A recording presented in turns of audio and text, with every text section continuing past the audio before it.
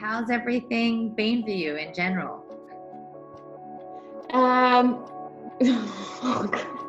I've been okay so far, but if we're going to have to do this for 6 months or longer, I worry about future Luke. I'm like, is he going to be okay?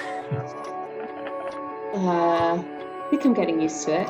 Having said that, it's horrible not knowing how long it's going to go on for. Yeah, one thing that I've noticed that's kind of popped up is this almost kind of like social divide between people that have partners and those that don't. I think for a lot of single people who live by themselves, you don't have just that other person, even just to sit next to you on the sofa. There's something about knowing that you can't, even if you wanted to. I feel like kind of an affectionate, touchy person, and then now it's just like, no touching. Is anyone else fantasizing about hugging their friends? This loss of physical touch is a dramatic change for a lot of people, but it is particularly acute for single people and people who live alone. You know, we often underappreciate it, but touch may be the most important basic language of human connection.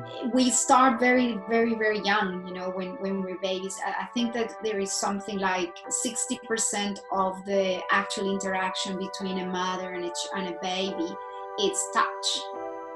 We know evolutionarily we have a very unusual hand that helps us do a lot of fine things, including touch. We forget that the largest organ of our body is our skin.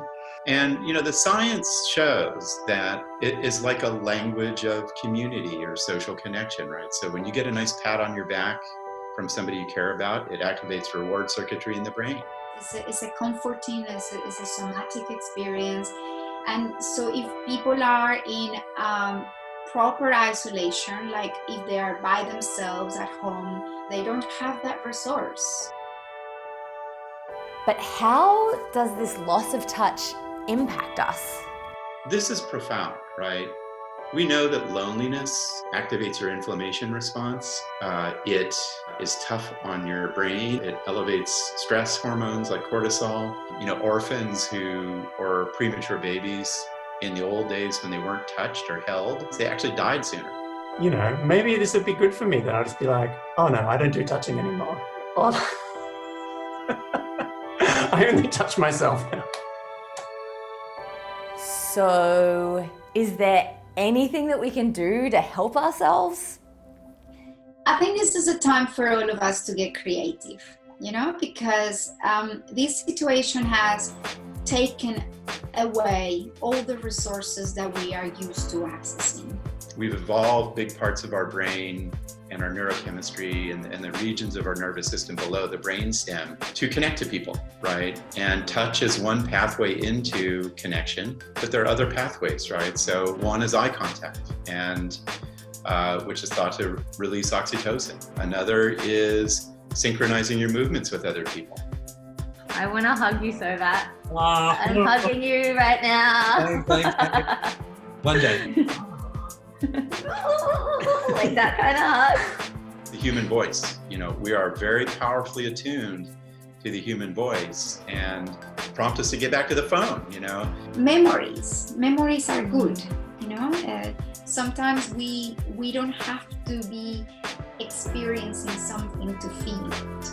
One thing that's given me heart in this period is that we've all pretty successfully adapted to really dramatic and rapid change. And that's part of our survival kit. Our survival kit says you will find the resources and the solutions to adapt to whatever it is that is required for you to survive a threat. So that's what we are all doing. And every single person has a survival kit in them. So it's just about tapping into it.